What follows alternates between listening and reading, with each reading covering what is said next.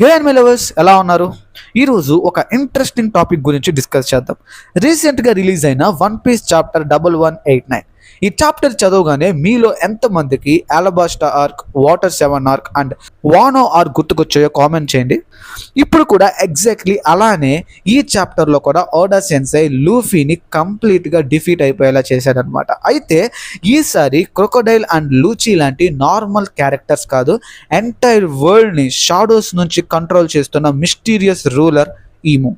Luffy తన strongest form అయిన gear 5లో కూడా ఈముని టచ్ కూడా చేయలేకపోతాడు.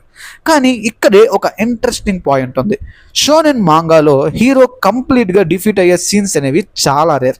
హీరోని ఇలా టోటల్గా హెల్ప్లెస్ పొజిషన్లో చూపించినప్పుడు దాని తర్వాత ఆల్మోస్ట్ ఎప్పుడూ కూడా ఒక మ్యాసివ్ కంబ్యాక్ ఉంటుంది. హీరో అబ్సల్యూట్ బోటమ్కి వెళ్ళినప్పుడే తన నెక్స్ట్ ఎవల్యూషన్ అనేది స్టార్ట్ అవుతుంది. అందుకనే చాప్టర్ 1189 చూసిన చాలా మంది ఫ్యాన్స్ ఒకటే అనుకుంటున్నారు, లూఫీ యొక్క స్టోరీ ఇప్పుడే కొత్త స్టేజ్లోకి ఎంటర్ అవబోతుంది అని. అయితే ప్రెసెంట్ ఇంటర్నెట్లో ఫ్యూచర్ చాప్టర్స్కి సంబంధించి చాలా థియరీస్ అయితే సర్క్యులేట్ అవుతున్నాయి. వాటిలో ఎక్కువ పాసిబిలిటీ ఉన్న థియరీ వచ్చేసరికి లూఫీ యొక్క dark form theory. One piece స్టోరీలో సన్ గాడ్ నికా ఇంట్రడ్యూస్ అయినప్పటి నుంచి ఈ డార్క్ ఫామ్ థియరీస్ అనేవి సర్క్యులేషన్లోకి వచ్చాయి.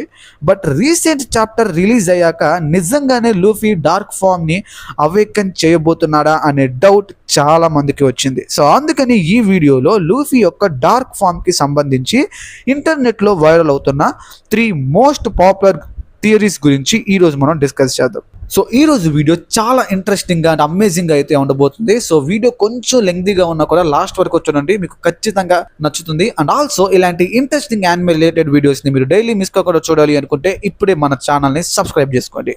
అండ్ ఇక లేట్ చేయకుండా వీడియోని అయితే స్టార్ట్ చేసేద్దాం. ఫస్ట్ థియరీ వచ్చేసరికి ఎక్లిప్స్ ఫామ్ థియరీ. పర్సనలీ చెప్పాలి అంటే ప్రెసెంట్ ఇంటర్నెట్లో సర్క్యులేట్ అవుతున్న థియరీస్లో ఇది స్ట్రాంగెస్ట్ థియరీ అని చాలా మంది బిలీవ్ చేస్తున్నారు. నీకా అంటే సన్ గాడ్, ఫ్రీడమ్కి సింబల్, హోప్కి సింబల్. అందుకే గేర్ 5 యాక్టివేట్ అయిన ప్రతిసారి మనం white clouds, white hair, white flames లాంటి బ్రైట్ విజువల్స్ చూస్తాం. ఎంటైర్ ట్రాన్స్ఫర్మేషన్ లైట్ని రిప్రజెంట్ చేస్తుంది. కానీ ఈమో పవర్ని కనుక మనం చూస్తే ఇది లూఫీకి ఎగ్జాక్ట్ ఆపోజిట్ డైరెక్షన్లో అయితే ఉంటుందన్నమాట. లూఫీ యొక్క పవర్స్ అనేవి లైట్ని సింబలైజ్ చేస్తే ఈమో యొక్క పవర్స్ అనేవి డార్క్నెస్ని సింబలైజ్ చేస్తాయి అన్నమాట. ఎగ్జిస్టెన్స్ని కూడా ఎరేజ్ చేయగలిగే డార్క్నెస్. ఒక సైడ్ సన్ గాడ్, ఇంకో సైడ్ వాయిడ్. ఒక సైడ్ ఫ్రీడమ్, ఇంకో సైడ్ అబ్సల్యూట్ కంట్రోల్. ఓడా ఇంటెన్షనల్గా ఈ 2 పవర్స్ని ఆపోజిట్గా డిజైన్ చేసినట్టు క్లియర్గా కనిపిస్తుంది. ఇప్పుడు ఇమాజిన్ చేయండి, అలాంటి వాయిడ్ ఎనర్జీ డైరెక్ట్గా సన్ గాడ్ బాడీలోకి ఎంటర్ అయితే ఏం జరుగుతుంది? చాలా మంది అనుకున్నట్టు లూఫీ ఇమీడియట్గా చనిపోవడం కాదు, ఇన్స్టెడ్ ఆ డార్క్నెస్ నీకా పవర్ని కరప్ట్ చేసే ఛాన్సెస్ ఉన్నాయి. ఇక్కడే ఎక్లిప్స్ ఫామ్ థియరీ అనేది స్టార్ట్ అవుతుంది. సోలార్ ఎక్లిప్స్ గురించి మన అందరికీ తెలుసు. సన్ డిసపియర్ అవ్వడు, కానీ మూన్ కవర్ చేయడం వల్ల మన కళ్ళకి బ్లాక్గా కనిపిస్తాడు. అలాగే లూఫీ పవర్ డిసపియర్ అవ్వడం కాదు, కానీ దాని నేచర్ కంప్లీట్గా ఇన్వర్ట్ అయిపోవచ్చు అని ఈ థియరీ అయితే ప్రెడిక్ట్ చేస్తుంది అనమాట. ప్రెసెంట్ లూఫీ యొక్క పవర్స్ అనేవి తన యొక్క ఫ్రీడమ్ని సింబలైజ్ చేస్తూ ఉంటాయి. బట్ ఈ ఎక్లిప్స్ ఫామ్లో లూఫీ యొక్క పవర్స్ అనేవి కంప్లీట్ డార్క్గా మారిపోయి నీకా యొక్క ఒరిజినల్ పవర్స్ బయటికి వచ్చే ఛాన్సెస్ కూడా ఉన్నాయి. ఇంకొక ఇంపార్టెంట్ అబ్జర్వేషన్ ఏంటంటే ఓడా ఎప్పుడు హీరో పవర్ అప్స్ని ర్యాండమ్గా ఇవ్వడు. ప్రతి ట్రాన్స్ఫర్మేషన్కి స్టోరీలో ఒక ఎమోషనల్ ట్రిగర్ ఉంటుంది. గేర్ 2 ఎన్నిస్ లాబీ కోసం వచ్చింది, గేర్ 5 కైడో ఫైట్ క్లైమాక్స్లో వచ్చింది. అలాగే డార్క్ ఫామ్ కూడా వస్తే అది సింప్లీ స్ట్రాంగర్ అవడం కోసం మాత్రమే కాదు, ఈము రిప్రజెంట్ చేస్తున్న డార్క్నెస్ని అండర్స్టాండ్ చేసుకొని దానిని కంట్రోల్ చేయడం అనే నెక్స్ట్ స్టెప్గా ఈ పవర్ అప్ అనేది ఉండొచ్చు.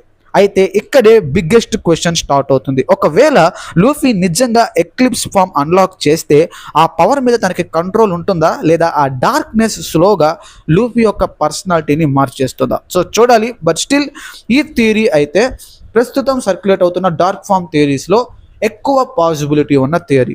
సెకండ్ థియరీ వచ్చేసరికి Zoan take over theory. One piece మాంగాలో ఇప్పుడు జరుగుతున్న సిచ్యువేషన్ ని చూస్తే చాలా మంది ఫ్యాన్స్ ఒక కామన్ థియరీ గురించి మాట్లాడుకుంటున్నారు, అదే జోవన్ టేక్ ఓవర్ థియరీ.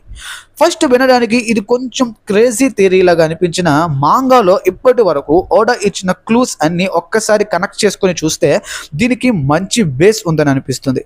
అసలు ఈ థియరీ ఎక్కడి నుండి స్టార్ట్ అయిందో అర్థం చేసుకోవాలి అంటే మనం వానో ఆర్క్కి వెళ్ళాలి. కైడో లూఫీతో ఫైట్ చేస్తున్న సమయంలో డెవిల్ ఫ్రూట్ అవేకనింగ్ గురించి ఒక చిన్న ఇన్ఫర్మేషన్ అయితే చెప్పాడనమాట. కానీ ఆ ఇన్ఫర్మేషన్లో చాలా పెద్ద మీనింగ్ దాగుంది. కైడో చెప్పిన ప్రకారం మైండ్ మరియు బాడీ రెండు కూడా డెవిల్ ఫ్రూట్ పొటెన్షియల్కి రీచ్ అయినప్పుడే అవేకనింగ్ అనేది జరుగుతుంది. అంటే అవేకనింగ్ అనేది కేవలం ఫిజికల్ స్ట్రెంగ్త్ వల్ల వచ్చే పవర్ అప్ మాత్రమే కాదు, యూజర్ బాడీ ఎంత ఇంపార్టెంటో ఆ యూజర్ మైండ్ కూడా అంతే ఇంపార్టెంట్ అనే విషయాన్ని ఈ థియరీ అయితే మనకి చెప్తుందన్నమాట. ఇప్పుడు ఇక్కడే మన అస్సలైన డౌట్ స్టార్ట్ అవుతుంది. అవేకనింగ్ జరగడానికి మైండ్ అంత ఇంపార్టెంట్ అయితే ఒకవేళ మైండ్ టెంపరీగా పని చేయకపోతే ఏం జరుగుతుంది? ఒకవేళ యూజర్ కంప్లీట్గా అన్కాన్షియస్ అయిపోతే ఆ డెవిల్ ఫ్రూట్ పవర్ ఎవరి కంట్రోల్లో ఉంటుంది?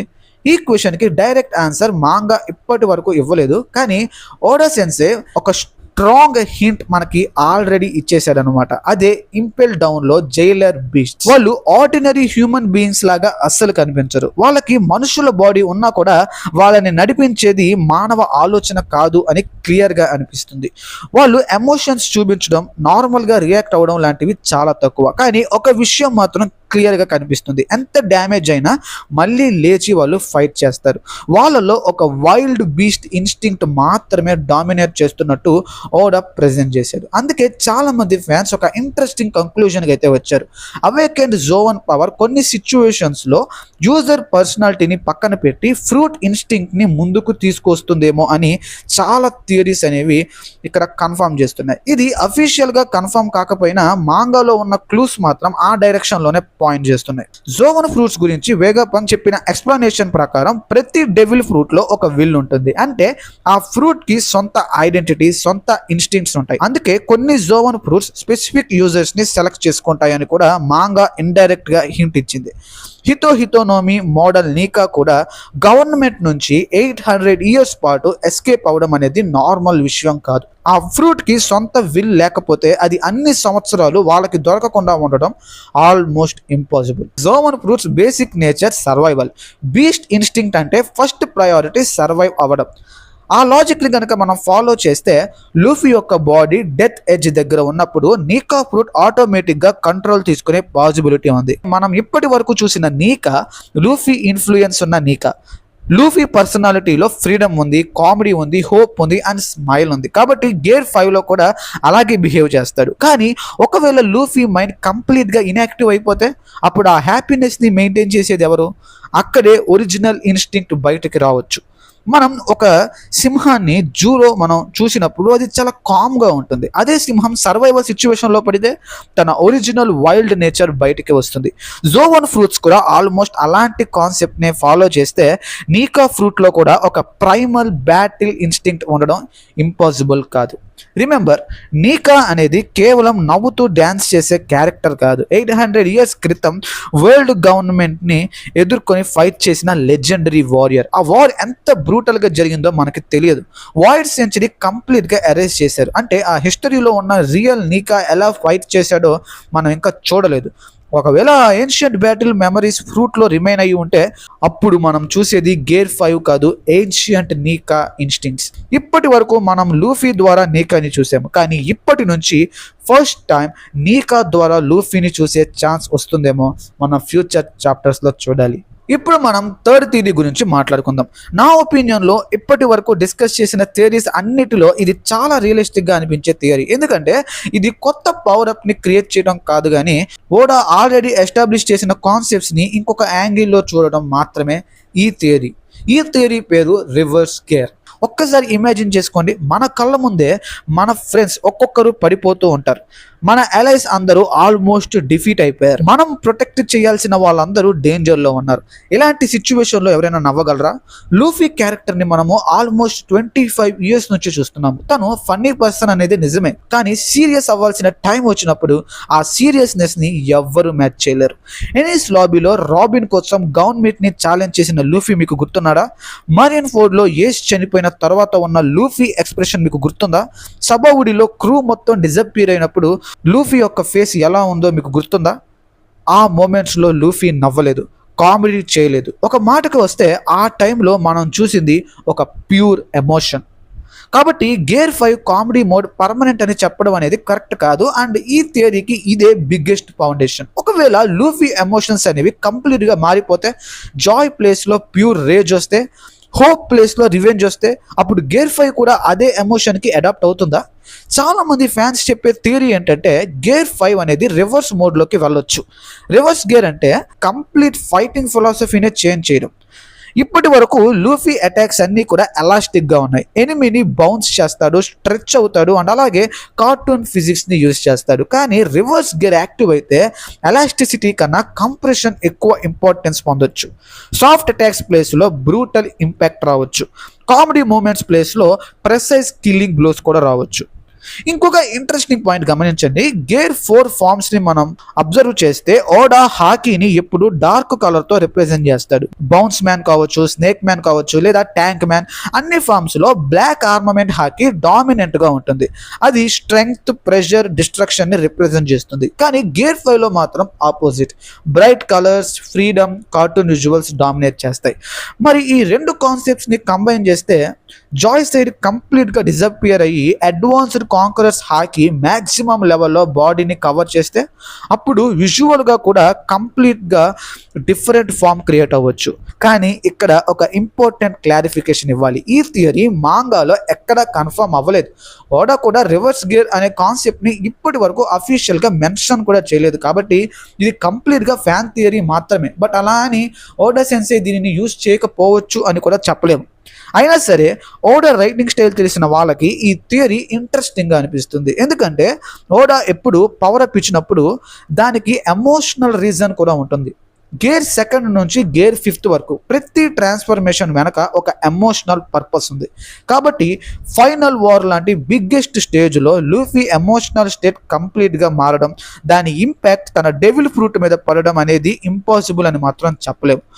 ఒకవేళ ఇది కనుక నిజమైతే మనం చూసేది ఇంకొక గేర్ కాదు, మనం చూసేది నవ్వుతూ ప్రపంచాన్ని ఫ్రీ చేసే నీకా కాకుండా తన ఫ్రీడమ్ని ఎవరైనా టచ్ చేస్తే వాళ్ళని అబ్సల్యూట్గా డిఫీట్ చేయడానికి వచ్చిన ఒక అన్స్టాపబుల్ వారియర్ని. అండ్ ఈ 3 థియరీస్ పైన మీ ఒపీనియన్ ఏంటో కామెంట్స్లో చెప్పండి.